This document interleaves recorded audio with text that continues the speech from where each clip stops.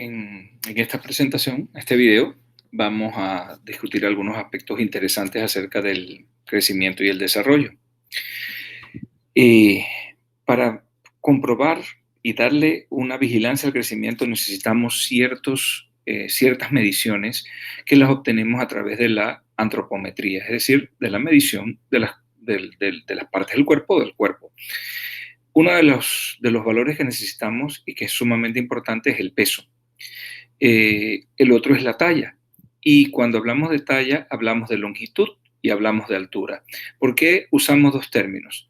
Porque recordemos que estamos hablando de niños desde el nacimiento, luego vienen los lactantes, los preescolares, los escolares, los adolescentes. En el caso de los niños, sobre todo en aquellos niños menores de 2 años, hablamos de longitud. ¿Por qué? Porque ellos todavía no los medimos de pie, los medimos acostados. Y al medirlos acostados, entonces usamos el término longitud. Cuando el niño ya cumple los 2 años, lo comenzamos a medir de pie. Lo ponemos paradito en el tallímetro que lo podemos medir de pie. Entonces, ahí ya vamos a hablar de altura. ¿Por qué es importante tener claro esos dos conceptos? Porque cuando al niño lo medimos acostado, medimos la longitud, en menor de 2 años, no está sujeto a la gravedad, está acostado, no está de pie. Cuando el niño lo comenzamos a medir de pie, entonces sí está sujeto a la gravedad. Esto es importante, lo vamos a ver luego posteriormente en una clase, en la clase de medición y vigilancia del crecimiento. Es importante porque cuando ustedes vean las gráficas de talla, va a haber una muesca, una especie de escalón a los 2 años, porque ahí pasamos de medir al niño de posición acostado, en decúbito, a medirlo de pie. Entonces, al medirlo de pie, la talla baja un poquito. Hay una diferencia pequeña dada por el efecto de la gravedad cuando el niño se le mide de pie. También ya habíamos conversado pues del segmento superior e inferior, ya le dije cómo se medía. El segmento superior va del brecmal a la sínfisis del pubis y el segmento inferior va de la sínfisis del pubis al talón, y que se puede hacer una relación entre eso. Se mide también el perímetro cefálico, que como habíamos explicado, no podemos medir directamente el crecimiento del cerebro, pero indirectamente y de manera sencilla, midiendo el perímetro cefálico tenemos un reflejo de cómo está creciendo el cerebro. También se pueden medir, aunque no se hace de rutina, en el primer nivel de atención, los pliegues cutáneos, el pliegue tricipital, el pliegue subescapular, que nos permiten hacer una buena aproximación a una evaluación nutricional, pero no son de medición rutinaria en el primer nivel de atención, y no es un objetivo que ustedes aprendan a medir esos pliegues cutáneos. Solamente los mencionamos para que ustedes sepan que se utilizan, y los puede utilizar, por ejemplo, el pediatra en ciertas circunstancias, el endocrinólogo pediatra, los nutricionistas, las nutricionistas y los nutricionistas lo utilizan mucho para una evaluación un poquito más detallada de la parte nutricional. Pero cada uno de estas medidas no nos ayudaría mucho si no la relacionamos con algo, porque, por ejemplo, el peso, si tenemos un peso específico de un niño o de una niña, no nos dice nada, pero si yo relaciono ese peso para su edad, es decir, en un gráfico donde la edad esté en el eje de las X y el peso en el eje de las Y, yo tengo una buena relación. ¿Cómo va el peso para la edad? Asimismo, también la talla, que puede ser longitud o altura, dependiendo de la edad. Yo puedo hacer la relación de talla para la edad. Puedo también hacer una relación de peso para la talla, o puedo usar un indicador, un índice, que es el más completo para la evaluación del crecimiento, porque me engloba muchas variables en un solo indicador, en un solo índice, que es el índice de masa corporal. Si ustedes recuerdan cómo se calcula el índice de masa corporal, es el peso en kilos dividido entre la talla en metros elevado al cuadrado, y eso me da el índice de masa corporal. Pero el índice de masa corporal yo lo comparo tengo un gráfico para evaluarlo que es por sexo, es decir, hay un gráfico para niños, un gráfico para niñas, y también lo evalúo según la edad. Entonces, tengo incluido el peso, la talla, el sexo y la edad en un solo índice, el índice de masa corporal. Es el más completo, es un muy buen indicador de adiposidad. Por lo tanto, ahora en esta época, en esta era que estamos muy preocupados por el aumento del sobrepeso y obesidad en toda la población, pero que comienza en la niñez, ese es un buen indicador de adiposidad, el índice de masa corporal. También podemos hacer la relación entre el segmento superior y el segmento inferior, como vimos en las primeras diapositivas, las primeras transparencias, y otro indicador que podemos buscar es la velocidad de crecimiento. Si yo sé en qué, por ejemplo, la talla que tenía un niño hace 3 meses y luego la talla que tiene hoy, o la talla que tenía hace un año, la talla que tenía hace 6 meses y la talla que tiene hoy, yo puedo ver cómo ha ido variando la talla por mes y puedo calcular una velocidad de crecimiento, tantos centímetros por mes. Entonces es un buen indicador y también se grafica y lo utilizamos los pediatras, los endocrinólogos pediatras para evaluar problemas de crecimiento. Sin embargo, no es un indicador de utilidad o de uso frecuente para el médico de atención primaria. ¿Cuáles son los indicadores de uso frecuente para el médico de atención primaria? El peso para la edad, la talla para la edad, el peso para la talla y el índice de masa corporal. Son los que se utilizan y son los que permiten pues, hacer la evaluación de la vigilancia del crecimiento y el desarrollo. Y pues conversemos acerca del desarrollo. Desarrollo se refiere al incremento en habilidades y complejidad de función, que incluye la diferenciación de las diferentes partes del cuerpo para realizar diversas funciones, así como la formación de órganos y sistemas específicos. Entonces, podríamos resumirlo como es de pasar de algo muy sencillo, muy elemental, a algo muy complejo y con toda una gran cantidad de funciones. Eso es el desarrollo. Desarrollo implica que comenzamos con una sola célula, producto de la unión de los gametos, que en esa sola célula, en un periodo de aproximadamente 40 semanas, me va a desarrollar a un niño o una niña, un recién nacido, una recién nacida, que pesa 3.2, 3.3 kilos, que mide 51 centímetros, que se alimenta, que llora, que tiene muchas necesidades y que va a seguir creciendo y aumentando su complejidad a lo largo de varios años hasta que a la edad aproximadamente de 20, 21 años, 22 años, va a ser un adulto ya con un cierto nivel de madurez, que le va a permitir incluso ya buscar la autonomía y comenzar a desarrollar su vida autónoma.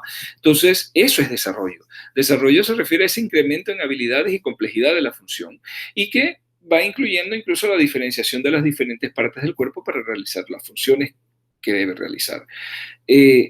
Cuando el niño nace, el ser humano nace, no está totalmente desarrollado, ni siquiera en la parte histológica y funcional orgánica. Tiene que seguir madurando sus órganos, sus sistemas. El sistema inmunológico es prácticamente inmaduro en el recién nacido. Tiene que seguir madurando. El sistema nervioso central tiene un proceso de maduración tremenda, sobre todo en los primeros años.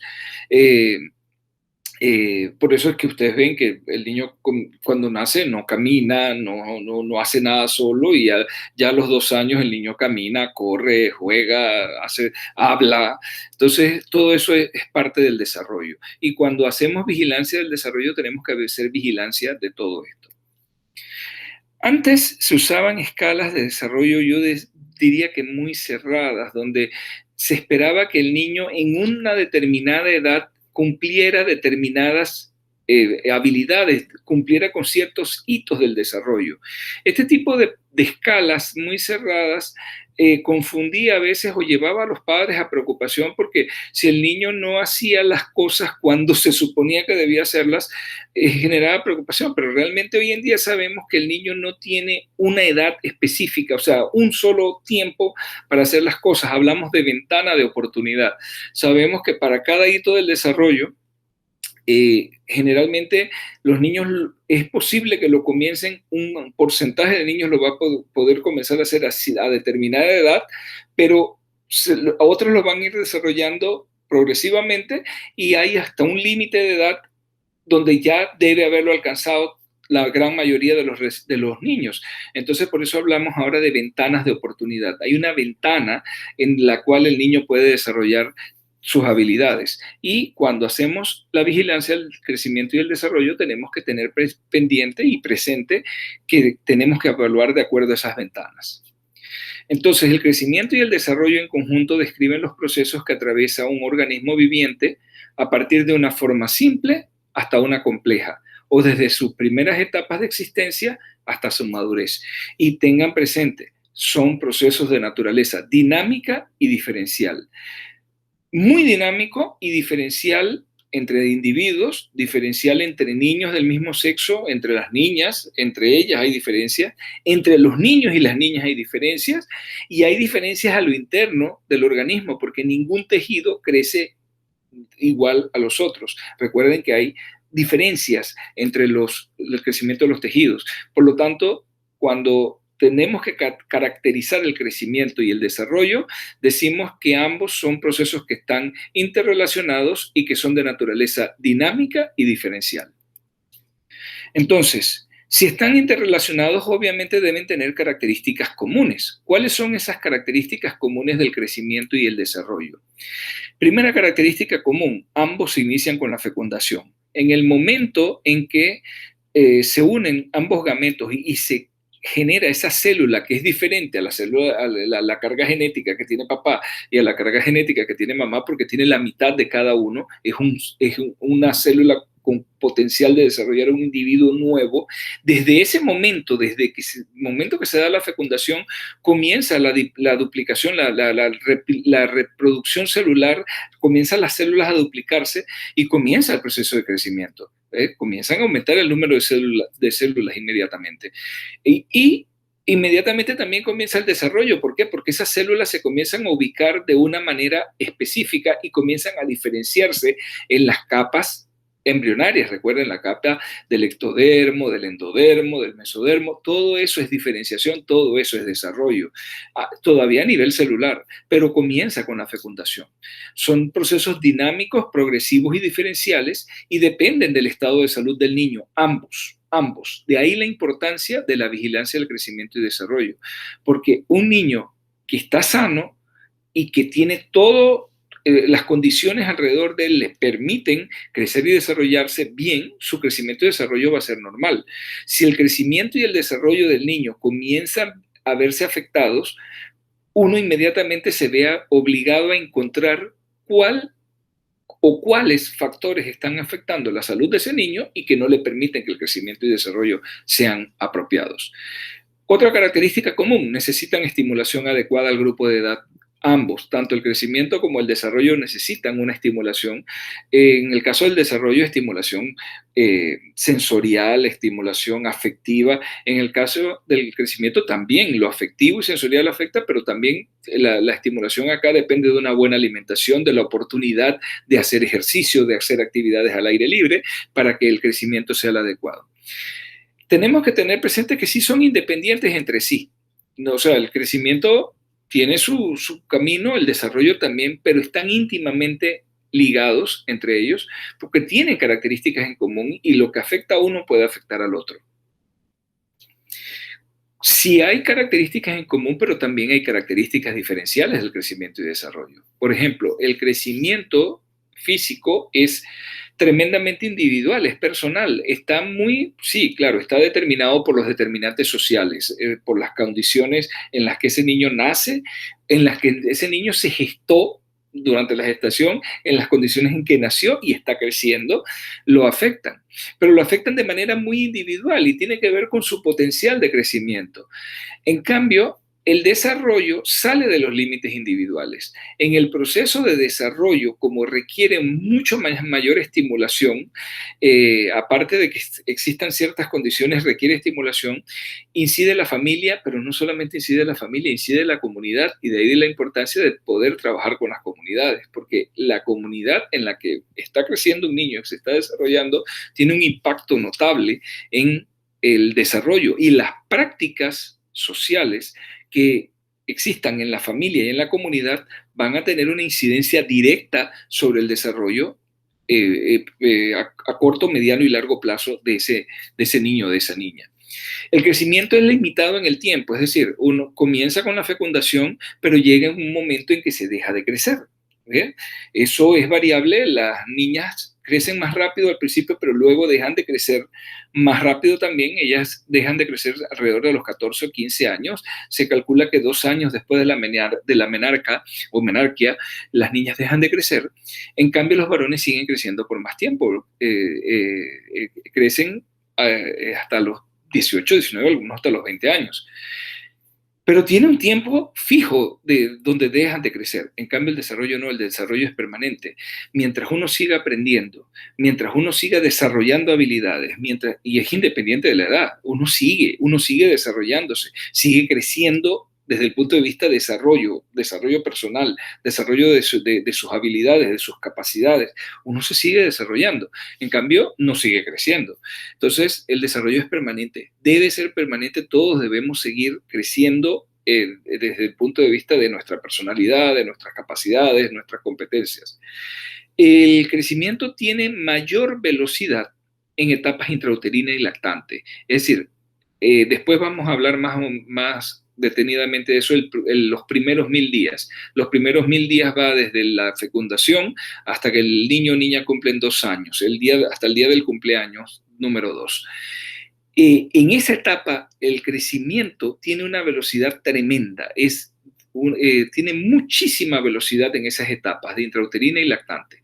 Sin embargo, en el caso del desarrollo, el mayor desarrollo no está en esa etapa. El mayor desarrollo social y cognitivo ocurre a partir del nacimiento y va increciendo. A medida que el niño va creciendo, cada vez va desarrollándose porque va ampliando su nivel de contactos, ¿vale? Cuando comienza a ir a la escuela, cuando comienza a conocer a otra gente diferente de la familia, y comienza a ampliarse y amplificarse casi que exponencialmente ese nivel de desarrollo. El crecimiento se valora por medidas antropométricas muy cuantitativas, peso, talla, y los graficamos, usamos los gráficos de peso para la edad o tablas, peso para la edad, peso para la talla, talla para la edad, índice de masa corporal. O sea, es muy cuantitativo. Mientras tanto, el desarrollo es más cualitativo. La valoración es cualitativa y usamos pruebas o escalas que nos permiten ver si el niño va de acuerdo, desarrollándose acorde a lo que se espera para un niño sano. Muy influido el crecimiento por factores biológicos. También los factores sociales y los determinantes socioeconómicos de la salud lo implican, lo inciden en él, pero los factores biológicos tienen un gran peso cuando hablamos de crecimiento. En cambio, en el desarrollo, sí, los factores biológicos tienen mucho que ver. Sin embargo, el peso específico de los factores psicológicos, socioculturales, incluso diría yo sociales, económicos y políticos, a nivel de la comunidad que inciden sobre la familia, tienen un impacto tremendo entonces en el desarrollo. Así que sí tienen características en común, pero también tienen características que los diferencian a uno del otro. Entonces, factores que afectan al crecimiento y el desarrollo del ambiente interno, de su propio organismo. Obviamente la carga genética va a ser importante para ambos. El control neurológico, miren, cuando el niño tiene algún tipo de daño neurológico, ni se va a desarrollar bien, ni va a crecer bien tampoco, porque no solamente se afecta el desarrollo, también se afecta el crecimiento. Por ejemplo, los niños que tienen algún tipo de compromiso, puede ser de hipoxia o de otro tipo, de algún tipo de patología que los lleva a desarrollar una parálisis infantil. Esos niños van a tener diferente grado de afectación neurológica. Puede ser que haya mayor o menor afectación de la parte cognitiva, pero sí va a haber afectación muchas veces de la parte física, de la parte motora, y su desarrollo se va a ver comprometido, pero también se va a ver comprometido el crecimiento. No van a crecer lo que debían haber crecido por falta de un control neurológico adecuado. Así que el control neurológico es importante para el desarrollo, pero también es muy importante para el crecimiento. Obviamente hay factores endocrinológicos que tenemos que tener presentes. Recuerden que, sobre todo a nivel de crecimiento, las hormonas tienen una incidencia tremenda, la hormona del crecimiento, la hormona tiroidea, los corticoides, los glucocorticoides endógenos. Todo eso me afectan, ya sea positivo o negativamente, dependiendo de algún trastorno del crecimiento, pero también tienen mucho que ver menos que con el crecimiento, pero también afectan el desarrollo. Y pues la integridad de órganos y sistemas. No podemos esperar un crecimiento y desarrollo normal en un niño que tenga problemas de órganos y sistemas. Por ejemplo, un niño con cardiopatía congénita, tanto su crecimiento como su desarrollo se van a ver comprometidos. Un niño que tenga una nefropatía, una enfermedad renal crónica, que lo lleve ya incluso, porque hay niños que desde temprana edad, por daños renales congénitos o adquiridos tempranamente, pueden quedar en diálisis. Entonces, estos niños van a tener dificultades no solamente en su crecimiento, sino también en su desarrollo. Pero estas son alteraciones del ambiente interno, de su propio organismo. Y también, como habíamos hablado, de la parte genética, que decíamos que tenía mucho que ver con el crecimiento, fíjense que es tan importante que yo puedo calcular la talla diana o la talla genética objetivo, es decir, calcular qué altura puede alcanzar ese niño o esa niña cuando cuando deje de crecer, la altura, la talla del adulto. ¿En qué se basa? Esa talla diana o talla genética esperada es la esperada por la talla de nuestros padres y se calcula de esta manera.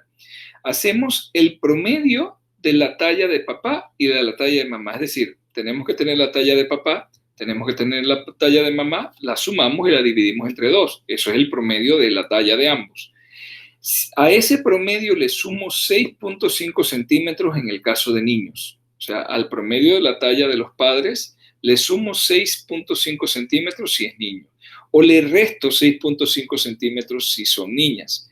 Es decir, a ese promedio aritmético de la estatura de los progenitores se le adicionan o se le restan según el sexo 6.5 centímetros. ¿Por qué 6.5 centímetros? Porque 6.5 centímetros es la diferencia media que existe entre el hombre y la mujer en la etapa adulta, en la edad adulta. Si a ese resultado del promedio, más o menos 6.5 centímetros, si es niño o niña, yo le aplico más o menos 8.5 centímetros, que representarían las dos desviaciones estándar del promedio de talla adulta, obtenemos la variabilidad desde el percentil 3 al percentil 97, o entre más dos desviaciones estándar y menos dos desviaciones estándar. Entonces, yo puedo, sabiendo la talla de papá y sabiendo la talla de mamá, yo puedo calcular dentro de qué rango va a estar la talla de ese niño o niña, dependiendo si es niño o niña, utilizando esta fórmula. Es interesante porque se cumple bastante bien y uno puede más o menos saber a qué talla va a llegar ese niño o esa niña y cómo debe ir creciendo según las curvas de crecimiento para alcanzar esa talla. Si ese niño se me comienza a quedar por debajo de donde debiera ir para alcanzar esa talla, entonces yo sé que puede haber algún tipo de problema. Y eso es lo importante y lo bueno, lo valioso de poder hacer una vigilancia del crecimiento y del desarrollo. Otra forma de calcular la talla diana genética es lo mismo, nada más que cambiando un poquito matemáticamente los factores. Por ejemplo, en el caso de los niños sería la estatura del padre más la estatura de la madre más 13, que aquí tengo, el 13 se lo sumo a la estatura de la mamá y a todo ese resultado lo divido entre 2. En el caso de las niñas sería la estatura del padre, pero acá menos 13, le resto los 13 a la estatura del padre y a eso le sumo la estatura de la madre y lo divido entre 2. Eso es lo mismo que la otra fórmula, nada más que como que se factoriza. Y al resultado se le aplican más o menos 8.5 centímetros, que serían las dos desviaciones estándar, ¿no? Esos son los factores internos. Ahora vamos a ver los factores externos que afectan al crecimiento y desarrollo. Dentro de los factores externos que afectan el crecimiento y desarrollo, el más importante, y eso tengo que reafirmárselo porque deben tenerlo siempre presente, el más importante es la nutrición. También tenemos el afecto, el nivel socioeconómico. Los determinantes socioeconómicos de la salud tienen un impacto importante en el crecimiento y desarrollo, no los podemos negar. Las condiciones en que el niño es concebido, en que es gestado, en que nace, en que crece y se desarrolla, afectan de manera directa e importante desde afuera su crecimiento y su desarrollo. Esto lo pongo aquí, no es que el clima afecte, pero ¿por qué se los pongo y se los explico? Porque todavía hay ciertas personas que tienen ese mito que dicen que el clima afectaba el crecimiento y el desarrollo. Y decían que, por ejemplo, las personas que vivían en países templados crecían más porque ese clima es más benigno, más saludable y todo eso, y que las personas que de los climas tropicales crecían menos. Realmente no es el clima, realmente son los determinantes socioeconómicos de la salud. ¿A qué me refiero? Los países templados, ¿cuáles son? Los países de Europa, Norteamérica, todo, países con buen nivel socioeconómico, industrializados, con muy buen poder adquisitivo, donde la nutrición es generalmente muy buena, o sea, tienen las mejores condiciones. Por lo tanto, el crecimiento de esa población siempre va a ser bueno. En las áreas tropicales están los países más pobres, los países con menos capacidad industrial, con menos recursos. Entonces, obviamente, la capacidad de crecimiento por los factores socioeconómico-políticos afectan negativamente. Entonces, no es el clima, no es que la gente en los climas templados crezca más que la gente en los climas tropicales. Son las condiciones que hay en esos países las que llevan a que haya un mayor o menor crecimiento. Entonces, este factor realmente no existe como factor que afecta el crecimiento. Y por supuesto que puede afectar un clima negativo, por ejemplo, la presencia de huracanes o algo puede afectar negativamente a los niños, no directamente, sino indirectamente. Si pierden su casa, si pierden miembros de su familia importantes por una crisis, una catástrofe natural, eso los va a afectar, pero no es el clima en sí el que lo afecta, ¿no? Y obviamente las enfermedades adquiridas. ¿Por qué lo ponemos como externo? Si las enfermedades podrían ser internas, sí, pero aquí nos referimos a las enfermedades que se adquieren debido a condiciones externas. Por ejemplo, la presencia de diarreas frecuentes en los niños de corta edad que afecta tremendamente la parte nutricional y el crecimiento. Eso es generalmente por falta de agua potable, son determinantes sociales, ¿no? Y socioeconómicos. Falta de agua potable, no hay buena disposición de excretas, son enfermedades de la pobreza. Entonces, es el ambiente externo afectándome el ambiente interno. Entonces, la importancia de la nutrición. No podemos soslayar la importancia de la nutrición, es el factor externo más importante. ¿Por qué? Porque nos da el sustrato adecuado y necesario para la obtención de energía y la síntesis de proteína. Tenemos que tener presente que la dieta debe ser prescrita en forma individualizada según edad, nivel de actividad y condiciones subyacentes. Vamos a hablar en otra clase, en otra presentación, sobre la alimentación en los 2 primeros años de vida, que la lactancia materna es un factor importante ahí, pero tenemos que tener presente que esto lo menciono para que se den cuenta lo importante que es la dieta, la nutrición, como principal factor externo que determina el crecimiento y el desarrollo. El doctor Escudero, uno de los pioneros en la nutrición pediátrica, siempre decía, y el doctor Ernesto Plata Rueda, ya fallecido también, creador de un libro que uno de sus pupilos, de sus discípulos, lo ha seguido editando, que se llama El Pediatra Eficiente. El doctor Plata Rueda citaba al doctor Escudero y es interesante lo que planteaba el doctor Escudero, eso fue hace mucho tiempo. Él decía que si la dieta de los niños no es cesa, entonces el crecimiento cesa. Y cuando él decía que la dieta es cesa era porque tenía que ser completa, equilibrada, suficiente y adecuada. Completa porque tenía que incluir alimentos de todos los grupos nutricionales. Equilibrada porque la proporción que tenía que haber entre los alimentos de los diferentes grupos tenía que ser la proporción adecuada de acuerdo a la edad del niño y a su nivel, a su etapa de crecimiento en la que se encontraba. Tenía que ser suficiente para lograr ese crecimiento adecuado y mantener un buen estado nutricional, y tenía que ser adecuada, es decir, que además de las otras 3 características, había que adecuar la presentación y la preparación de los alimentos a la capacidad que tenía el niño según iba creciendo y según se iba desarrollando. Entonces, si la ley de Escudero, las leyes de Escudero dice que la alimentación tiene que ser cesa, porque si no, entonces el crecimiento cesa, el niño deja de crecer adecuadamente. Entonces, eso es importante tenerlo presente. Hoy en día todavía, a pesar de que fueron formuladas hace muchos años, las leyes de Escudero siguen siendo de mucha importancia. Para hablar un poquito nada más cómo puede incidir las condiciones externas y los determinantes socioeconómicos, yo diría también incluso socioeconómico-políticos, sobre un crecimiento y desarrollo adecuado. Fíjense, crecer, nacer, ser concebido, ser gestado, nacer y crecer en la pobreza, ¿a qué me lleva? A que va a haber siempre falta de recursos educacionales, va a haber escasos alimentos de alto valor nutricional, por lo tanto va a haber malnutrición.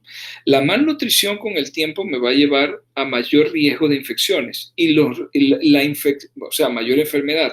Y las infecciones y las enfermedades al mismo tiempo entonces me inciden negativamente en la nutrición y aquí se forma una especie de círculo vicioso. El niño malnutrido se enferma más y el niño que se enferma más se desnutre más. Entonces, el niño malnutrido se enferma, la enfermedad afecta negativamente su estado nutricional, por lo tanto es mucho más susceptible a seguirse enfermando y se forma ese círculo vicioso.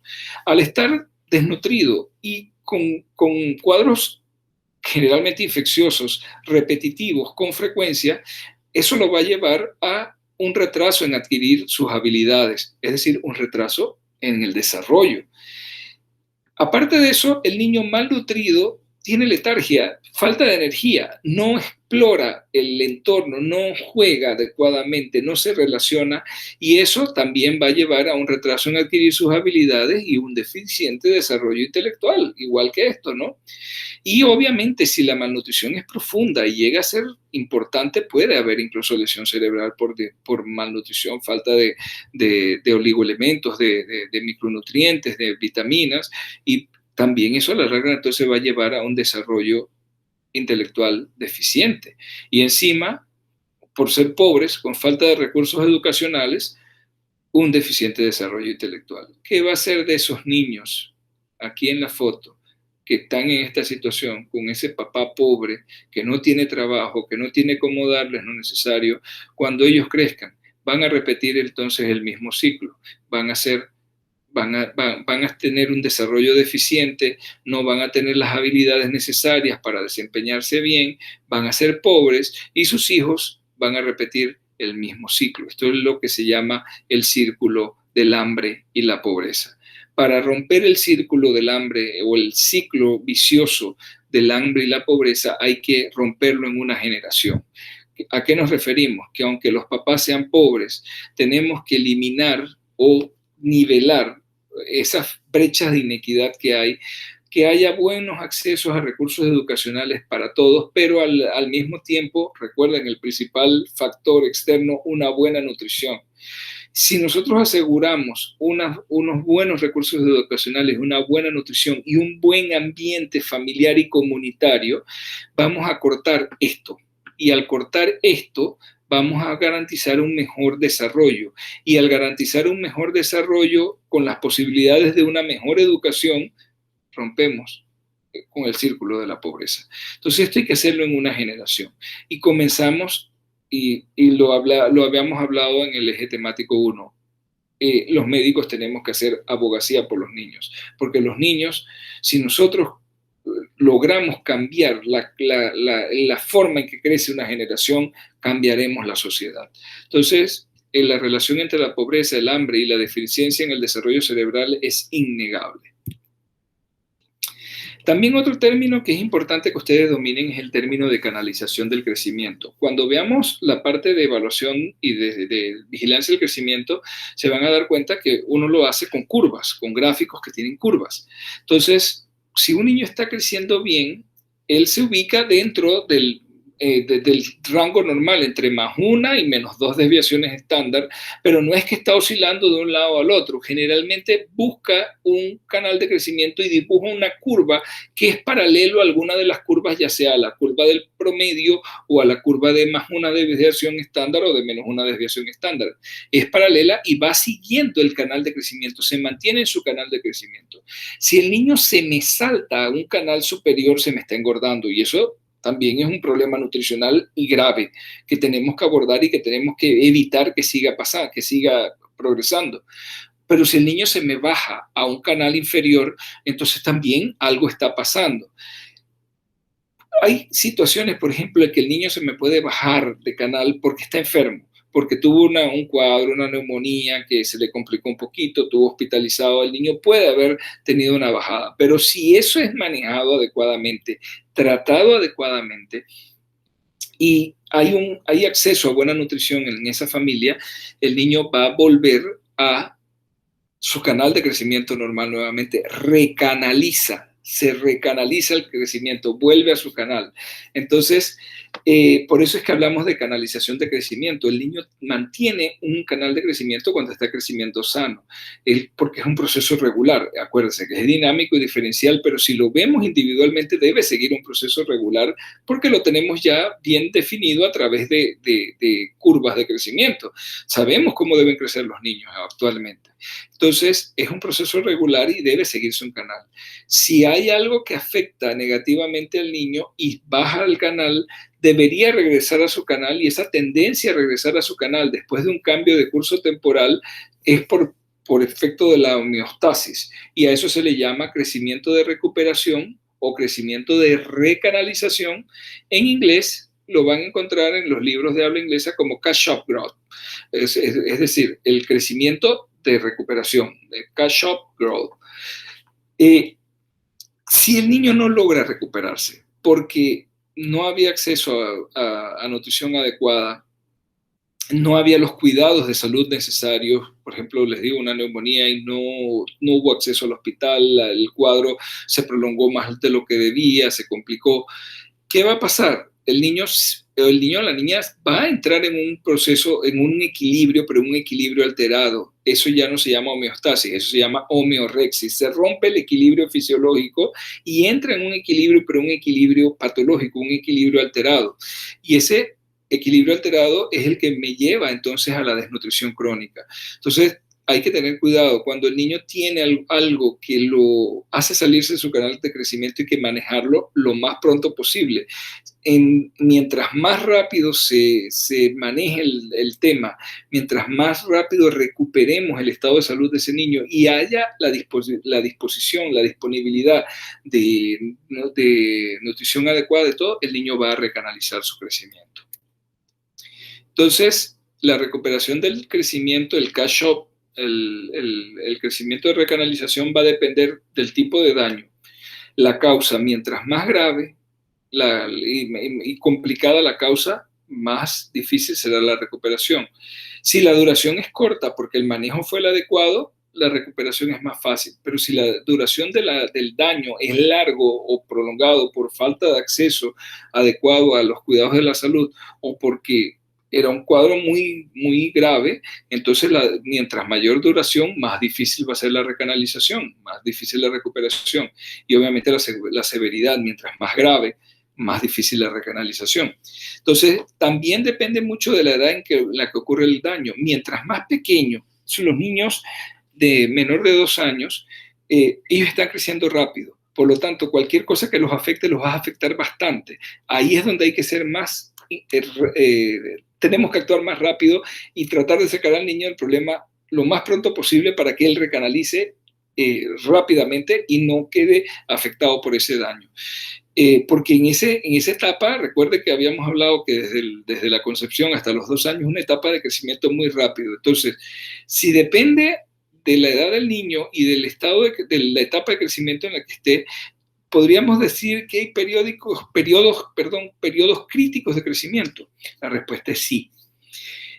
Todo periodo en el que el crecimiento sea rápido y el desarrollo sea muy rápido también, es un periodo crítico de crecimiento. ¿Por qué? Porque cualquier cosa que afecte va a dejar un daño importante.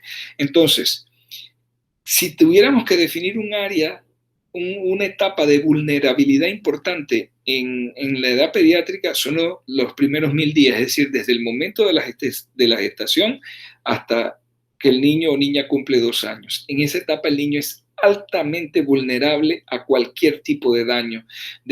Comienza desde la etapa de la fecundación y la gestación, y se extiende hasta los 2 años. Después de esa edad, la vulnerabilidad, sigue habiendo vulnerabilidad, pero disminuye. El niño es menos vulnerable a la afectación por cualquier tipo de daño. Lo puede afectar, lo puede desnutrir, lo puede hacer, pero es menos vulnerable. El periodo crítico es ese periodo de los primeros 1000 días. Sumamente crítico. Luego hay un periodo crítico nuevamente porque el crecimiento es rápido en la pubertad, pero afortunadamente en esa etapa de la pubertad y la adolescencia, desde el punto de vista biológico, los muchachos son bastante sanos. El problema aquí ya entonces viene la parte social y emocional, es la que tenemos que poner la atención y lo vamos a ver cuando veamos adolescentes. Entonces, este es un ejemplo de Kashop. Esta es una niña que iba bien, aquí estaba, este era su canal de crecimiento, estaba bien, incluso aquí en esta etapa, por aquí entre los 7, 8 meses, se subió un poquito de canal de crecimiento, estaba por acá arriba, pero algo le pasó. Piensen, puede haber sido que tuvo una infección, tuvo una neumonía, se complicó un poquito, estuvo en el hospital, porque fíjense, le demoró un poco a esa niña, aquí de los 7, quizás de los 8 meses hasta los 9 meses, un bajón importante, pero luego cuando se logra su recuperación de lo que sea que la haya afectado, inmediatamente comenzamos a ver cómo ella comienza nuevamente a recanalizar el crecimiento y vuelve a estar nuevamente acá en más una desviación estándar, que era donde estaba cuando tuvo el problema. Entonces, esa es la recanalización del peso en una niña tras una enfermedad que frenó su crecimiento. ¿Por qué se pudo recanalizar? Porque el tratamiento fue oportuno y adecuado en esta etapa cuando ella enfermó. Bueno, ya vimos crecimiento, ya vimos desarrollo. Ahora vamos a ver conducta. ¿Qué es conducta? Conducta es la forma en que se expresa ese ser que está en pleno crecimiento y desarrollo. Es decir, conducta es casi que sinónimo de comportamiento. Y cuando hablamos de conducta y comportamiento tenemos que introducir un término, disciplina. Cuando hablamos de disciplina, la mayoría tiende a pensar en castigos, y muchas veces en castigo físico. Lamentablemente en nuestro medio todavía la gente piensa en eso. Piensa en regaños, piensa en todo. Eso no es disciplina, eso es castigo. Disciplina es, y eso depende mucho del nivel de desarrollo del niño, es ir estableciendo límites dentro de los cuales el niño debe funcionar. Obviamente estos límites van a ser más o menos laxos dependiendo de la edad y del nivel, no, más que de la edad, del nivel de desarrollo que tenga el niño. Desde el lactante uno puede ir poniendo ciertas cosas en orden, como decía una vez una psicóloga a la que le escuché una charla. ¿Cómo se establece disciplina en el lactante? Por ejemplo, estableciendo rutinas. ¿A qué hora se le baña? ¿A qué hora se le da la comida? ¿A qué hora duerme? Y todo, y no rompiendo esa rutina.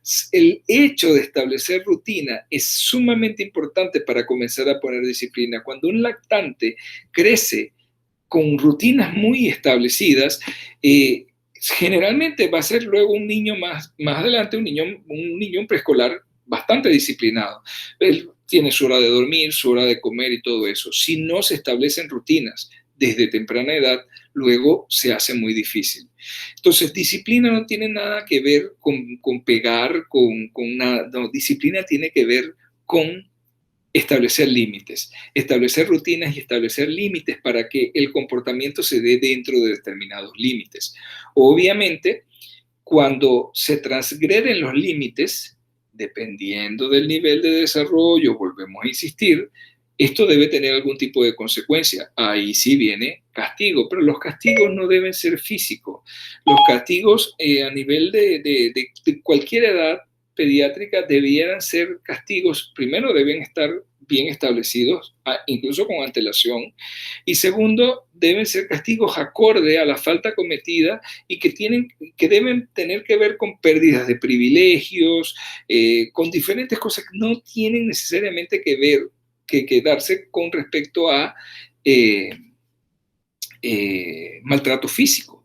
Entonces, la disciplina es importante, desde pequeñitos establecer disciplina es importante y tenemos que tener presente también entonces la crianza y la educación, porque para poder tener buena disciplina viene la crianza y la educación, o sea, la crianza que dan los papás o las personas que se encargan de cuidar a los niños, porque entonces ahí es donde viene lo que veíamos, las neoparentalidades que vimos cuando vimos la evaluación pediátrica.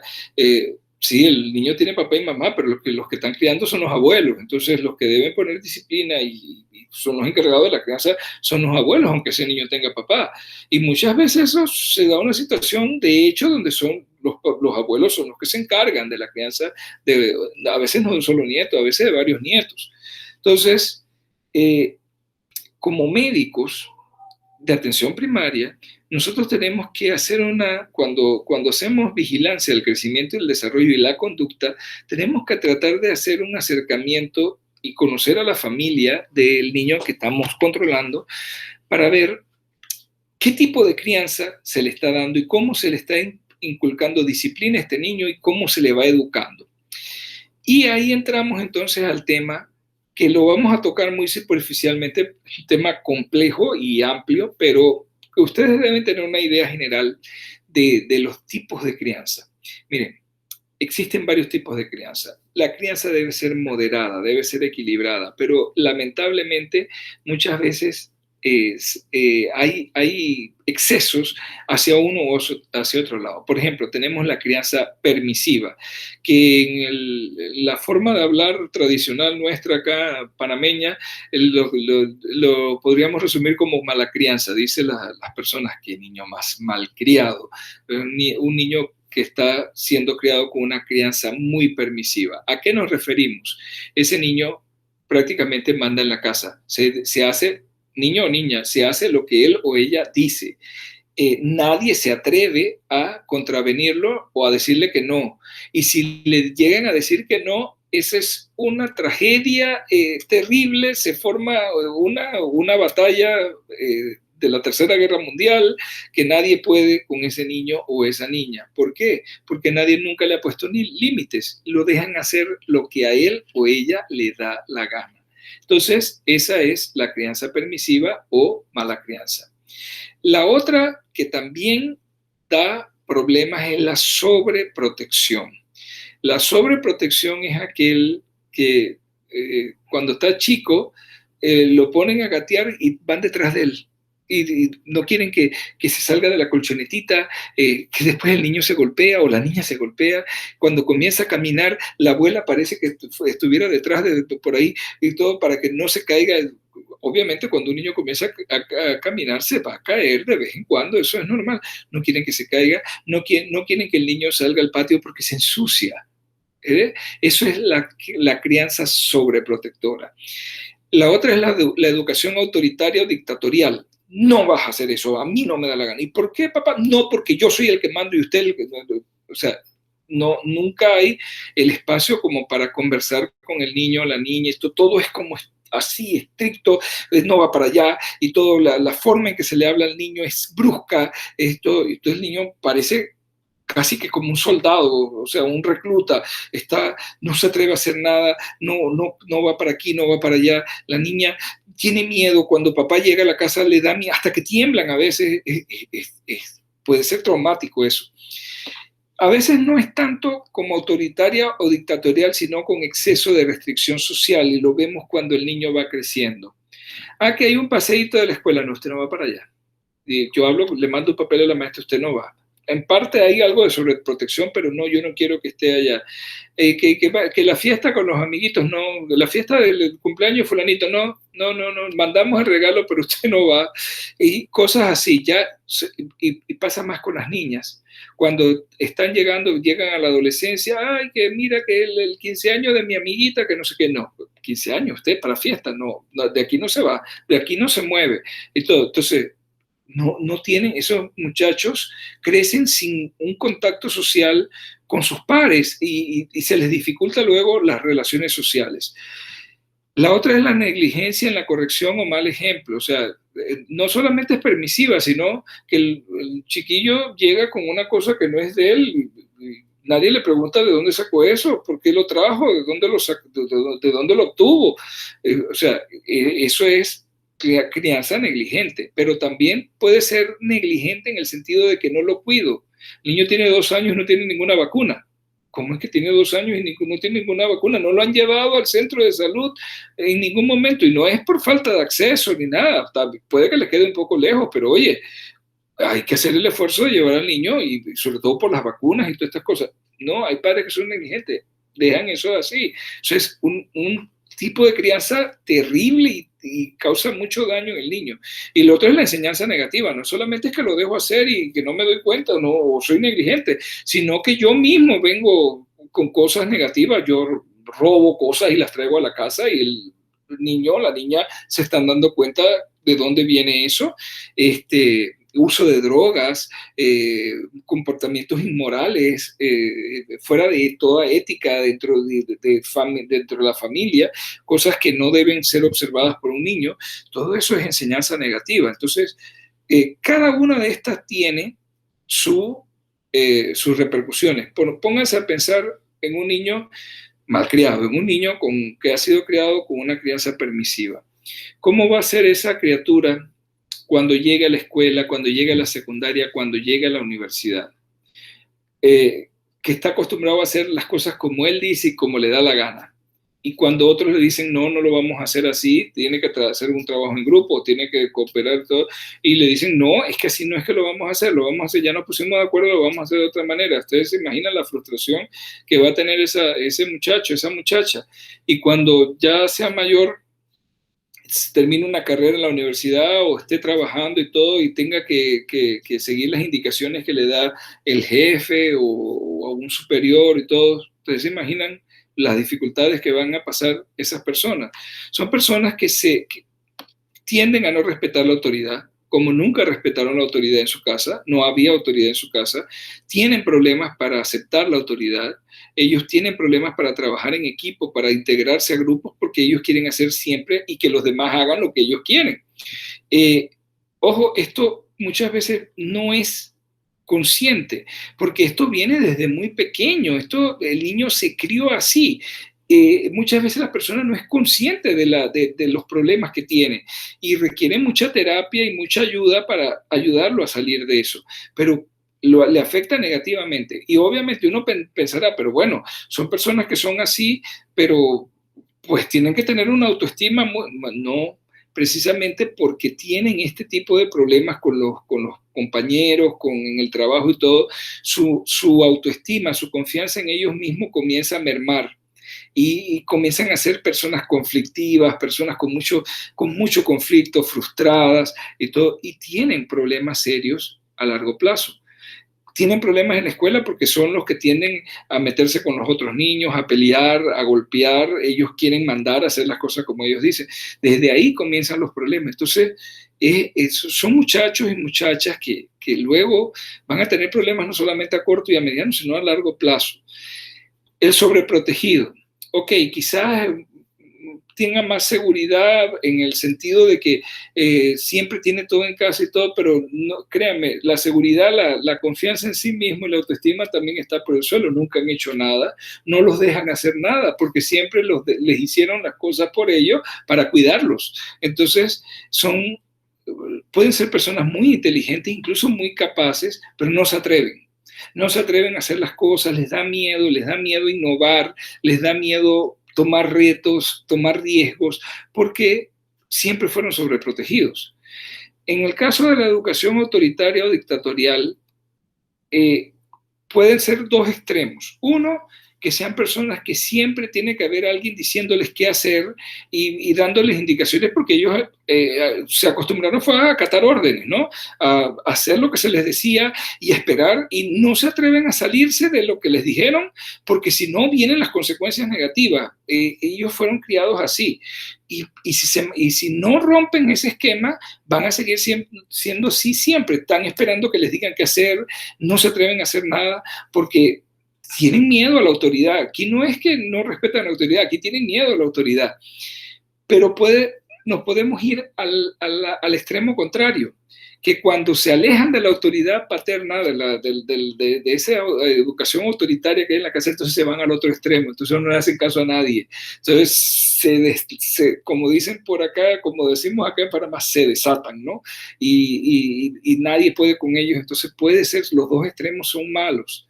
Cuando hay exceso de restricción social, las consecuencias ustedes las pueden adivinar. A esa persona le va a costar mucho trabajo socializar, le va a costar mucho trabajo integrarse en los grupos, va a ser muy tímido, porque no tenía ese contacto, no lo dejaron tener el contacto social. Y cuando hay negligencia en la corrección, un mal ejemplo puede verse afectado su crecimiento y desarrollo por cuidados negligentes, que incluye incluso la salud, la alimentación adecuada. No los mandan a la escuela adecuadamente, o los mandan a la escuela pero no les compran los útiles, o sea, ahí va la cosa. O llegar por la falta de vigilancia y todo, o por la enseñanza negativa, como dice la última abajo, a comportamientos antisociales y conducta francamente delictiva. Y entonces generar una serie de problemas. ¿A qué vamos con esto? Que la crianza debe ser equilibrada. Es decir, no es que tiene que ser un cuartel militar, pero sí debe haber algo de disciplina. Es decir, los niños, ya les decía, desde lactante, el establecimiento de rutinas, el establecimiento de horarios, a medida que van creciendo, eso se va poniendo, se les va dando un poquito más de reglas en la medida que el niño las vaya entendiendo. No se le puede dejar que haga lo que quiera, pero tampoco es cuestión de una crianza excesivamente autoritaria.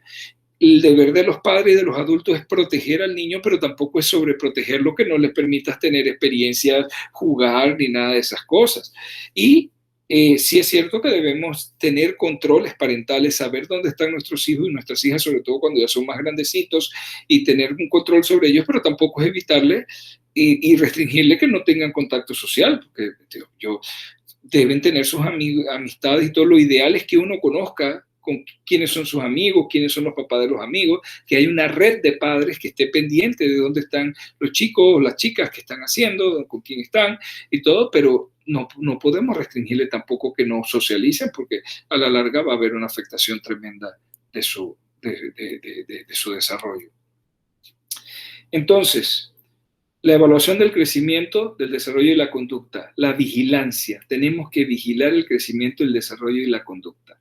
¿Cuándo hacemos evaluación o vigilancia del crecimiento, desarrollo y la conducta? En cada contacto del equipo de salud con un paciente en edad pediátrica debe ser aprovechado para una evaluación integral. Aunque el niño venga enfermo, yo debo hacer una estimación, cómo va el peso, la talla, cómo está, bien, veo las interacciones con el papá y todo, con los papás, para tener una idea del desarrollo y todo, y hacer una evaluación integral.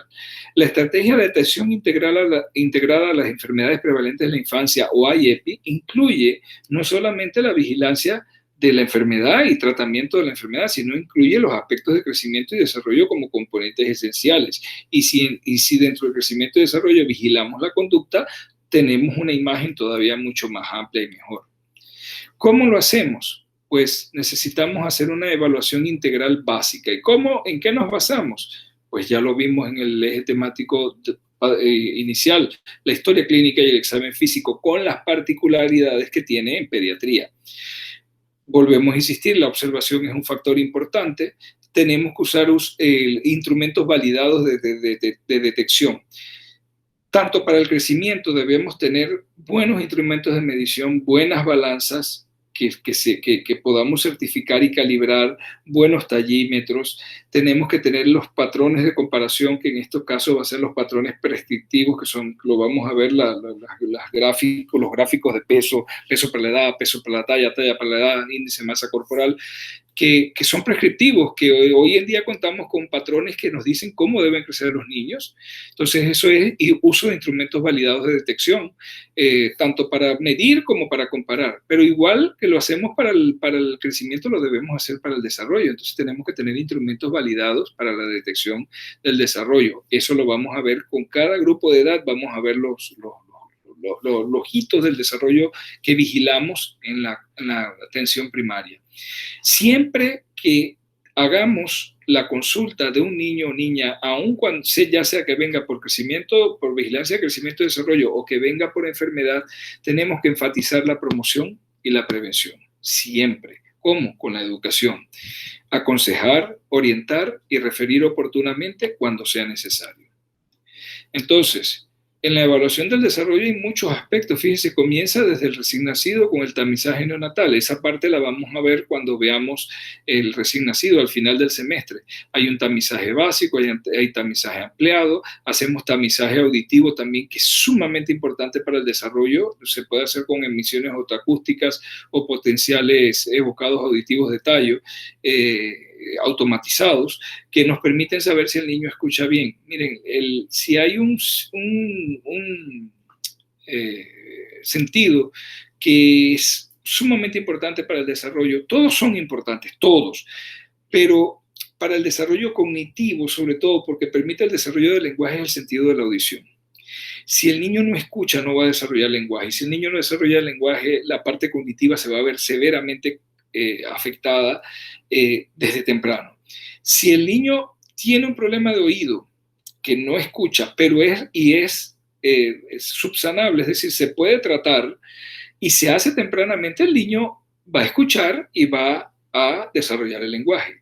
Pero si el problema del niño no es tratable, entonces ese niño tiene, y la familia, tienen que entrar inmediatamente en una terapia de lenguaje, porque tiene que aprender el lenguaje de señas para que comience el niño a aprender el lenguaje de señas y la familia el lenguaje de señas para que comience a desarrollar el lenguaje y se le permita, de esa manera él se va a poder comunicar y se van a poder comunicar con él.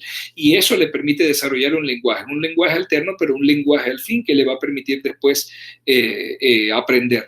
Entonces, obviamente, después a esos niños se les puede enseñar a leer los labios y todo eso cuando estén más grandes, pero hay que enseñarles lenguaje pequeños. De ahí la importancia de detectar problemas auditivos desde pequeños, desde recién nacido. La evaluación visual es sumamente importante también, estar seguro de que el niño ve y eso se repite incluso cuando el niño vaya a entrar a la escuela para ver si hay errores de refracción que requieran lentes o algo para que el niño cuando llegue vea bien. Y el uso de perfiles de evaluación del desarrollo o de vigilancia del desarrollo que pues han tendido a simplificarse para hacerlos más fáciles de utilizar por el médico de atención primaria, pero que me detecten cuando hay problemas. Aquí Panamá tenía un perfil para la evaluación del desarrollo desde el nacimiento hasta los 5 años. Era del MINSA, era una creación conjunta del MINSA, del Ministerio de Salud, del Instituto Panameño de Habilitación Especial, del Ministerio de Educación, de la Caja de Seguro Social y del Hospital del Niño. Y consideraba los logros en 6 áreas específicas: motora gruesa, motora fina, cognitiva, lenguaje, social afectiva y en hábitos de salud y nutrición. Pero fíjense cómo eran esos instrumentos. Se los pongo nada más para que vean. Eso estaba en el expediente. En ese tiempo no había expediente electrónico, era expediente físico, y esa hoja venía en el expediente. Eso no había manera de leerlo bien. Entonces imagínense, y venía muy estrecho. Las ventanas de oportunidad eran de 1 mes nada más.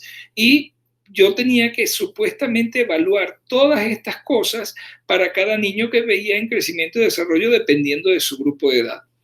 ¿Qué pasaba? 1, era muy difícil de manejar el expediente, el instrumento. Muy chiquita la letra, demasiado tupido todo. 2, muy complejo de realizar. Hasta para los pediatras era difícil evaluar todo lo que se pedía y que se evaluara. Ahora, imagínense, más difícil para el personal de atención primaria, el médico, la enfermera de atención primaria, le era muy difícil realizar esto.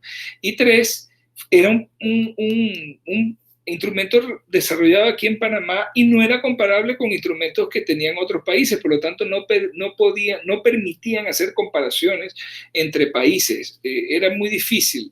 Entonces, yo no critico, el instrumento era completo, muy completo, y daba mucha información, pero recuerden, estamos en escenarios del primer nivel de atención, donde los tiempos de atención son restringidos, donde no tenemos muchos recursos, donde a veces la comodidad del consultorio no es la mejor, la que uno quisiera, y tener que hacer todas estas cosas era de verdad engorroso. ¿Y qué pasa?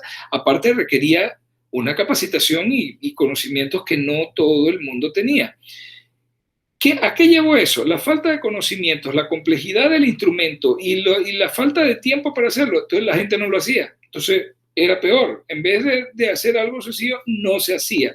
Casi todo el mundo obviaba hacer esta vigilancia del desarrollo.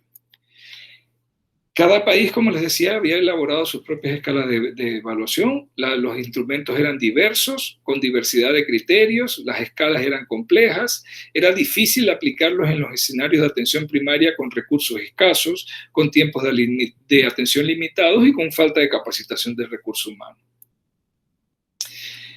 La OMS viendo, porque eso nada más no pasaba aquí en Panamá, pasaba en varios países, la OMS viendo eso, trató de hacer un replanteamiento de los criterios de evaluación y seguimiento del desarrollo en niños sanos y planteó que en los países de pocos recursos y que era muy difícil contar con personal de salud, es decir, con equipos de salud con buena capacitación, planteó la OMS que se vigilaran 6 logros del área motora gruesa entre los 4 y los 24 meses de vida. Solamente área motora gruesa y 6 logros en ese periodo. ¿Por qué se escogieron esos 6 logros? Porque en estudios hechos a nivel internacional, se vio que esos eran los 6 logros con más sensibilidad para detectar oportunamente retrasos en el desarrollo. Eran muy sensibles como prueba, si calculamos sensibilidad y especificidad, tenían alta sensibilidad y las pruebas con alta sensibilidad pueden usarse, son las óptimas para usarse como screening, como tamizaje. Entonces, eso fue el planteamiento de la OMS. Estos eran los 6 hitos. Sentarse sin soporte, y miren, todos tienen una ventana de oportunidad, no es que lo tienen que hacer los 4 meses, no, tienen desde los 4 hasta los 9 meses para hacerlo. Sentarse con soporte,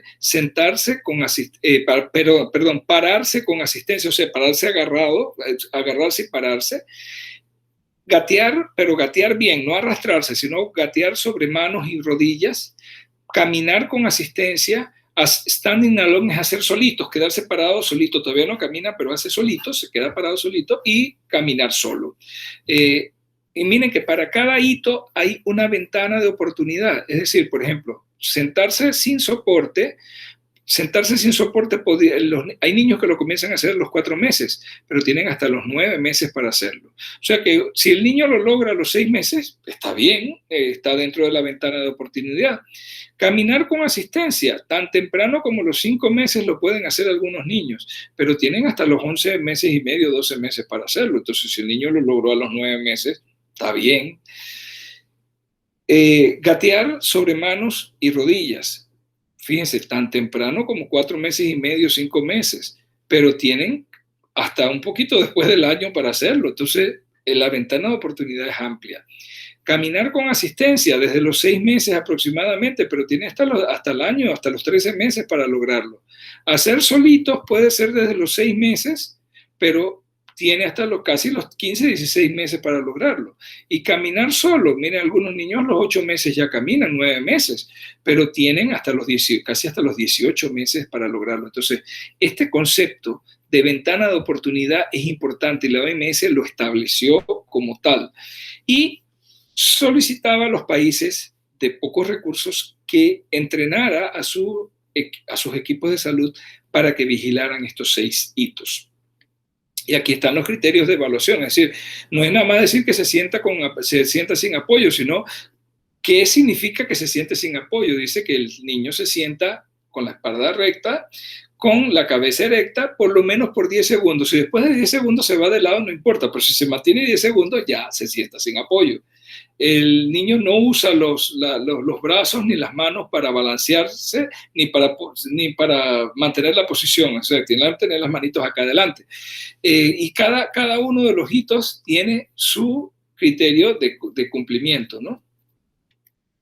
Entonces aquí está incluso con dibujos. Eso es sentarse sin soporte, esto es gatear sobre manos y rodillas, esto es pararse con apoyo, esto es caminar con apoyo, este es hacer solito y este ya caminar solo, ¿no? Y con sus ventanas de oportunidad que ya la vimos en la otra, ¿no? Entonces, hay muchas formas de medir el desarrollo. nosotros aquí en Panamá no nos podíamos quedar nada más con la parte básica, esa que decía OMS de los 6 hitos, pero había que tomar una decisión, cómo íbamos a vigilar el desarrollo en la atención primaria. Entonces, a pesar de existir un consenso sobre la importancia del diagnóstico y seguimiento del desarrollo del niño, la forma de hacerlo es controversial, ya que existen varias propuestas y modelos. Existe el tamizaje del desarrollo, donde yo aplico pruebas, pero nada más como de tamizaje, como los 6 hitos de la OMS.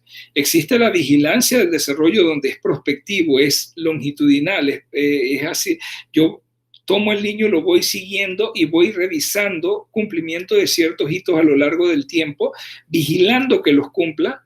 Está la evaluación del desarrollo, que ya es un poquito más especializada. Generalmente la evaluación del desarrollo la hace el pediatra, la hace el especialista, la puede hacer el neurólogo, el pediopsiquiatra, los especialistas en desarrollo que también hay. Eso ya implica la aplicación de instrumentos, de escalas que son de más o menos complejas, que requieren ya cierta capacitación y entrenamiento para aplicarlas e interpretarlas, y por lo tanto no son quizás óptimas para el primer nivel de atención. Ya les digo, cuando el médico del primer nivel de atención, el médico de atención primaria, capta un niño con un probable retraso del desarrollo y lo manda al pediatra, el pediatra entonces sí debe hacer una buena evaluación del desarrollo. El médico de atención primaria va a estar haciendo la vigilancia. Y hay una que es más sencilla, que eso es para agentes comunitarios de salud que no tienen una formación específica, que es lo que se les da una capacitación básica para que ellos hagan monitoreo, acompañamiento del desarrollo con las familias. Esos agentes comunitarios de salud que trabajan con las familias en sus casas y todo, ellos, pero también es importante. Y esto se puede combinar con, por ejemplo, con la vigilancia del desarrollo, no hay ningún problema, pueden funcionar ambos. Panamá, cuando se hicieron las guías, que son las que ustedes tienen, nos decidimos por la vigilancia del desarrollo, porque como estábamos adoptando la estrategia IEPI propone para el desarrollo la vigilancia del desarrollo. De hecho, yo les comparto en el aula, y ahí lo tienen, un libro es corto, de vigilancia del desarrollo, y yo les estoy dando ahí las instrucciones de qué páginas deben leer para esta primera semana. Entonces, vigilancia del desarrollo, que es lo que se propone hacer Panamá, comprende todas las actividades relacionadas con la promoción del desarrollo normal, o sea, incluye promoción, la detección de problemas del desarrollo en la atención primaria de la salud, siendo un proceso continuo y flexible que entregue información a los profesionales de la salud, a los padres y a otros miembros de la comunidad, para que haya participación comunitaria. Entonces, ya les introduje pues, el concepto de los primeros 1000 días, que es desde el momento de la fecundación hasta que el niño o niña cumplen los 2 años. El día del segundo cumpleaños, ahí acaban los 1000 días. Son aproximadamente 270 días de embarazo, 365 días del primer año y 365 días del segundo año, son aproximadamente 1000 días. Es un periodo crítico, es un periodo donde el crecimiento y el desarrollo tienen un impacto tremendo, y que cualquier cosa que los afecte va a ser negativa.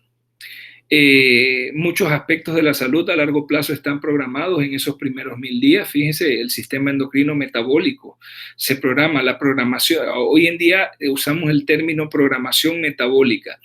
El metabolismo del ser humano se programa en esos primeros 1000 días. Y después, por ejemplo, si el niño en esa etapa, incluso desde la etapa prenatal, la mamá era obesa o estaba en sobrepeso, el niño nace con exceso de peso, luego la alimentación no es adecuada en esos primeros 1000 días y el niño está en un aumento de peso constante, ese niño va a programar su metabolismo para la obesidad. Y luego va a ser muy difícil más adelante, él va a crecer como un niño obeso, un adolescente obeso, y va a ser obeso. Y va a ser muy difícil que él logre controlar esa obesidad, porque la viene arrastrando, está programado por la obesidad y para el síndrome metabólico y todas las cosas que acompañan a la obesidad. Pero igual, algo que vamos a ver el próximo semestre, el retraso de crecimiento intrauterino por ciertas condiciones que tiene también genera una programación metabólica inadecuada y a la larga lo puede llevar también a todos estos trastornos crónicos. Entonces hay que tener mucho cuidado porque el sistema endocrino metabólico se programa en los primeros 1000 días. El sistema digestivo y excretor madura y también tiene una programación que tiene que ver con la parte inmunológica en los primeros 1000 días. Y obviamente el sistema inmunitario madura tremendamente, es muy maduro en el momento en que el niño nace y madura bastante en los primeros 1000 días. Cuando el niño cumple 2 años tiene un sistema, no es completo, no es perfecto, pero es mucho mejor. Y además, en los primeros 2 años se les pone el esquema básico de vacunación, lo que ayuda a la maduración todavía mayor y que esté mucho mejor preparado ese sistema inmunitario. Entonces, en esos primeros 1000 días, el crecimiento físico es lo más evidente, es el periodo de vida con mayor crecimiento. De una célula pasan 1000 millones de células cuando el niño cumple 2 años. En el primer año de vida el peso se triplica y la talla aumenta un 50%, o sea que es rapidísimo aún después de nacer. Hay cambio en las proporciones corporales y una buena nutrición de la madre durante el embarazo, y yo diría incluso de antes del embarazo, es clave para optimizar el crecimiento prenatal. Y una adecuada nutrición del recién nacido, que incluye la lactancia materna exclusiva los primeros 6 meses de vida y luego continuada con una alimentación complementaria inocua, segura, completa, equilibrada, suficiente y adecuada, que va aumentando en complejidad a medida que el niño va creciendo y que se asocia con la lactancia materna por lo menos hasta los 2 años, es la nutrición ideal. Y eso garantiza el crecimiento saludable durante el primer año de vida.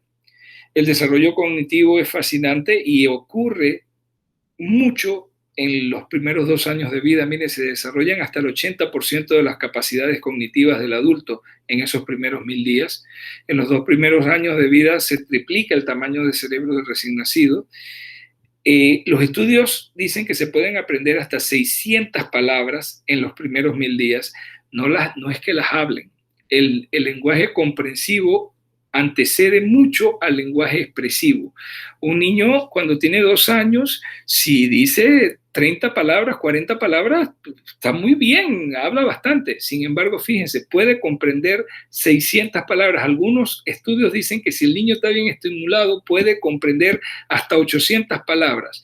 Si ustedes piensan que un libro de literatura, una novela pequeña o algo, está conformada por alrededor de 250 palabras que se repiten en diferentes órdenes en las oraciones, y un niño de 2 años puede entender 600 palabras o un poquito más, se dan cuenta de lo importante que es la estimulación y el desarrollo en esta etapa, porque la capacidad cognitiva del niño está desarrollándose rápidamente. Entonces, es una etapa sumamente crítica en ese sentido. Se continúan formando interconexiones neuronales en esta etapa y una buena nutrición durante el embarazo y la primera infancia favorecen alcanzar el mayor potencial posible desde el punto de vista del desarrollo cognitivo. El desarrollo inmunológico es sumamente complejo. En los 2 primeros años de vida se organiza el órgano inmunitario más potente, es la barrera intestinal. Y la barrera intestinal tiene una característica muy particular. Es tejido nuestro, nuestras células epiteliales intestinales, nuestro tejido intestinal, que tiene un gran componente de células linfáticas. Alrededor del 70% de las células del tubo gastrointestinal son linfáticas. Por eso es que es un órgano inmunitario muy importante, pero además el tracto gastrointestinal alberga más de 1000 millones de bacterias. Hay más células procariotas, o sea, células bacterianas, en el intestino que células que tenemos nosotros eucariotas nuestras en nuestro cuerpo. O sea, tenemos más bacterias viviendo con nosotros, nada más en el intestino, que células tenemos nosotros. El genoma humano está compuesto por cerca de 10.000 genes. El genoma bacteriano, el microbioma, que así se llama, el genoma bacteriano que tenemos, o sea, la cantidad de genes que hay bacterianos en nuestro intestino supera los 30.000 genes. Entonces, hay más genes procariotas en nuestro cuerpo que genes eucariotas. Entonces, el sistema gastrointestinal, el tubo gastrointestinal y su participación en el desarrollo inmunitario es sumamente importante y ocurre en estos primeros 1000 días. En ese mismo tiempo está madurando el resto del sistema inmunitario frente a infecciones y alergias, y de ahí la importancia también de una buena nutrición. La nutrición es el factor determinante de este proceso de maduración. Miren todo lo que determina la nutrición, por eso se lo decía al principio del video. La nutrición es el factor externo más importante en cuanto a determinación del crecimiento y el desarrollo, de los factores externos. Y la programación metabólica, estos son estudios recientes, mire, programación metabólica, estamos hablando del 2008, 2009 hacia acá. Antes no teníamos ese concepto tan claro. Sabemos hoy en día que la nutrición en el embarazo y en los dos primeros años condiciona la obesidad futura y enfermedades asociadas como diabetes, hipertensión, arteriosclerosis. Se debe evitar en esta etapa los errores por defecto, es decir, las carencias nutricionales, pero también los errores por exceso, o sea, sobre todo las proteínas, que son quizás las más responsables de los excesos. Entonces, pues ya ustedes conversaron bastante sobre la evaluación clínica pediátrica y la importancia que tiene hacer una buena historia clínica, una buena evaluación, la importancia de tener un sitio cómodo para atenderlo, un sitio de repente como este, donde, fíjense, una mamá con 2 niñas y las 2 niñas en una sola silla, no hay la comodidad, o sea, necesitamos tener instalaciones donde sea cómodo atender. ¿Y por qué? Porque tenemos que ayudar a las familias y a las comunidades a que los niños logren todo su potencial. ¿Y cuál es el potencial de los niños? ¿Cuáles son las metas que queremos lograr? Ya no tanto abordando el crecimiento, sino el desarrollo. ¿Cuáles son las metas del desarrollo humano integral? Son estas que están aquí. Nosotros necesitamos personas adultas con buena autoestima, con autonomía, con creatividad, con felicidad, con solidaridad, con salud y con resiliencia. ¿Qué es autoestima? El nombre lo dice, ¿no? Valorarse uno mismo, y la autoestima genera confianza en uno mismo, es decir, valorarse, saber cuáles son sus capacidades y sus limitaciones, pero sentirse bien con uno mismo y ser capaz de ir hacia adelante. Eso es autoestima. Autonomía es ser capaz de ejercer sus propios derechos, de tomar sus decisiones, de buscar sus propias metas, de buscar su desarrollo personal y mejorar las condiciones propias y de su familia, pero haciéndolo lo hace tomando sus propias decisiones y llevando adelante sus propios proyectos de manera autónoma. Necesitamos gente que sea autónoma, que sea capaz de tomar sus propias decisiones y que lleve adelante sus proyectos.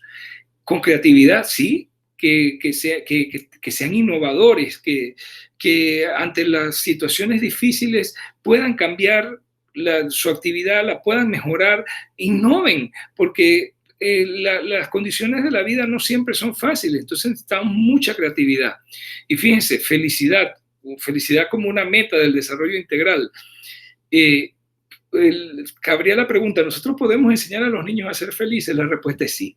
La respuesta es sí. La felicidad no viene de nada externo, la felicidad viene de cómo yo estoy integrado a mi familia, a mi comunidad, las cosas que hago, las cosas que quiero hacer, las oportunidades que se me dan, cómo aprovecho las oportunidades, y vivir en ese equilibrio debe generar una sensación de bienestar, pero más allá de eso hay casi que una decisión interna, y eso, por eso le digo, eso se aprende en casa, de ser feliz con lo que tengo, de ser feliz con lo que hay. Eso no quiere decir que yo no aspire a mejorar las cosas y todo, pero yo debo vivir feliz, yo debo aprovechar, yo debo disfrutar cada momento, todas las oportunidades de la vida. Entonces la felicidad se aprende y es una meta del desarrollo humano integral.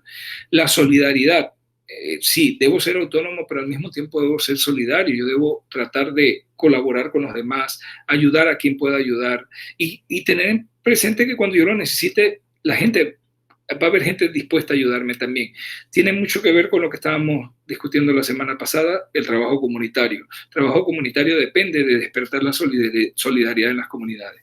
La salud es una meta también. la salud integral, el verdadero estado de bienestar integral es una meta y tenemos que lograrlo entre todos. Ustedes ya lo comentaban cuando en el foro, salud es un derecho, pero también es un deber y tenemos que aprender a lograr salud. Es un constructo social también. Entonces, salud es una meta.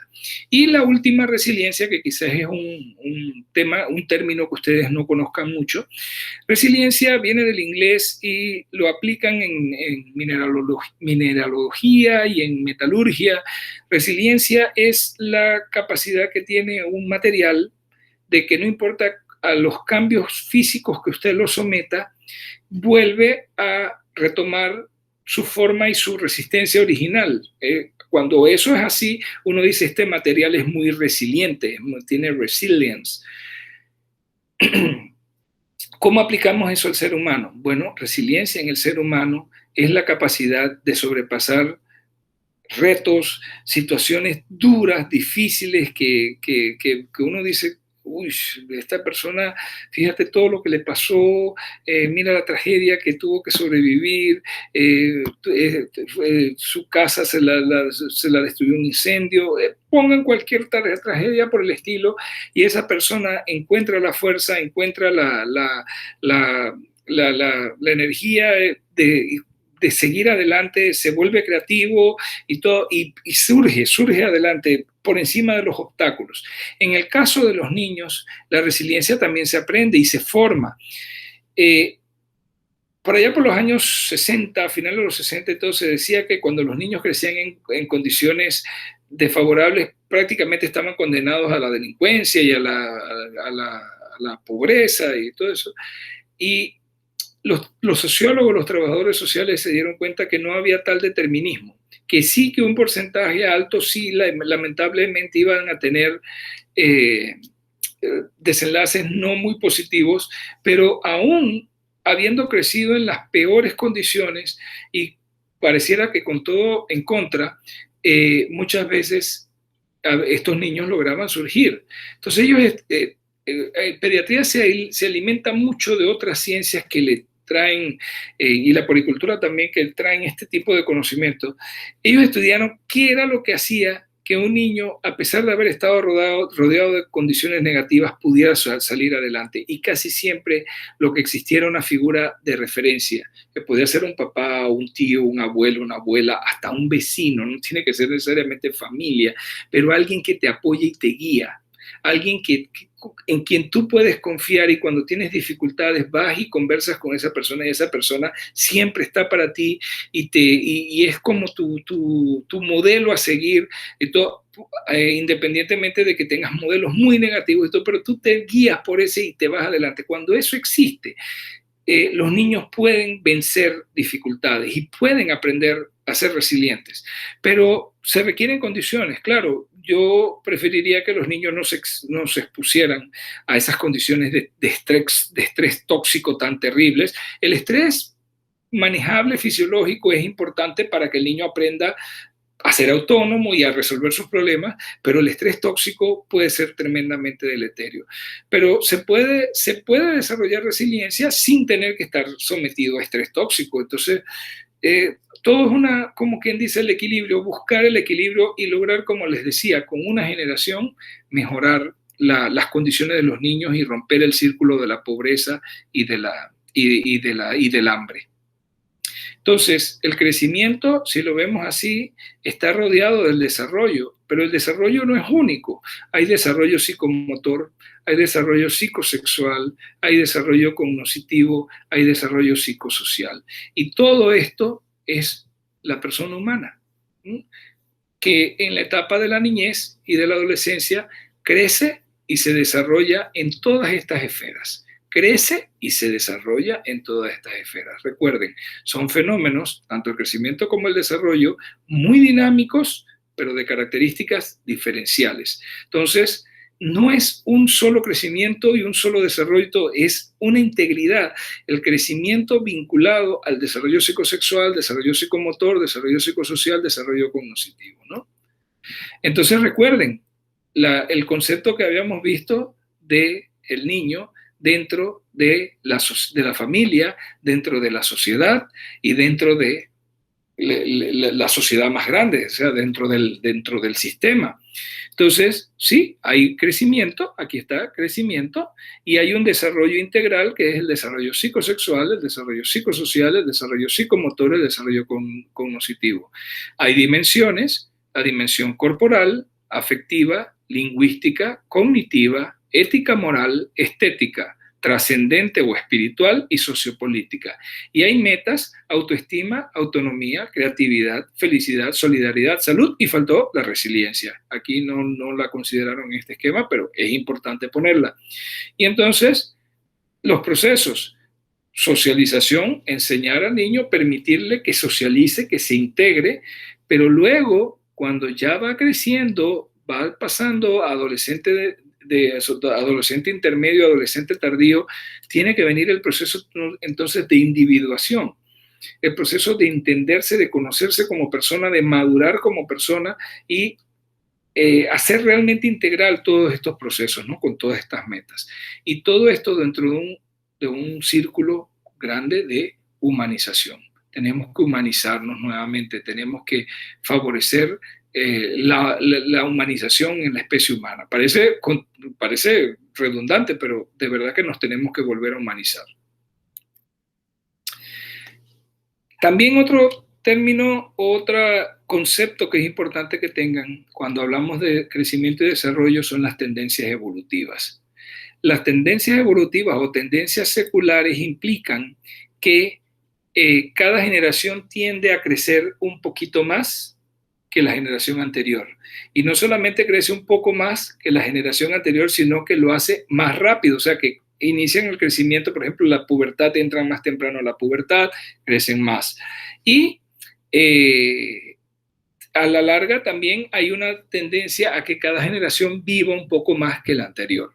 Entonces, este es un libro clásico de crecimiento donde se ve una figura clásica, perdón, una ilustración clásica, donde comparan medición de niñas escolares de diferentes edades, cortes seccionales, transversales, que se hicieron, por ejemplo, tenían las mediciones de 1883, talla para la edad, versus las evaluaciones, las mediciones de 1947, igual, talla para la edad. Y miren cómo a la misma edad de niñas de edad escolar, en Inglaterra, en 1883 medían, a ver, ¿cuánto podríamos decir? Como 7 centímetros menos que las de 1947. Y si por aquí ponemos la del 2000, vamos a estar probablemente por esta área. ¿Ok? Eso es tendencia evolutiva o tendencia secular, porque con el tiempo, cada generación tiende a crecer más que la anterior, a que los cambios sean más rápidos y viven incluso un poquito más cada generación que la anterior. Entonces, sí, los periodos de crecimiento, el crecimiento y desarrollo es un proceso continuo, dinámico. Sin embargo, para su mejor comprensión, lo dividimos en fases. Tenemos el crecimiento intrauterino, luego tenemos la fase de recién nacido, que es rápida, corta, que es los primeros 28 días, pero que para efectos prácticos consideramos recién nacido al menor de 2 meses, pero ellos de hecho son lactantes, entonces hasta los 2 años, hasta cumplir los 2 años, el menor de 2 años es lactante. Luego viene la niñez, que la podríamos dividir en etapa preescolar y etapa escolar. La etapa preescolar sería de los 2 cumplidos hasta los 4 años y 11 meses, es decir, menor de 5 años. Y la etapa escolar sería de los 5 hasta los 9 meses. Y luego la adolescencia de los 10 a los 19 años. Entonces son diferentes. Y la adolescencia a su vez tiene adolescencia temprana, adolescencia intermedia, adolescencia tardía. Entonces son periodos de crecimiento y desarrollo que los podemos ir estudiando, y de hecho lo vamos a estudiar así por grupos, por edades, para ir entendiendo cómo va creciendo y desarrollándose el niño. Entonces, en conclusión, el crecimiento y el desarrollo y la conducta deben tomarse en cuenta y ser evaluados por el equipo de salud en cada oportunidad que se presente. El enfoque de la medicina actual es hacia una cultura de salud, enfatizando la promoción y la prevención a través de la educación. Es necesario que haya continuidad en los cuidados deben ser continuos. La importancia de un ambiente materno saludable es insoslayable, o sea, los cuidados del niño comienzan incluso desde antes de la concepción con la salud de la mamá, la salud de papá, salud de la familia, la salud familiar es importante y la responsabilidad de nosotros como profesionales de la medicina de velar por el bienestar de la madre, de la familia y de los niños. Y no se les olvide el concepto de los primeros 1000 días como etapa muy vulnerable, muy crítica del crecimiento y del desarrollo. ¿Ok? Muchas gracias.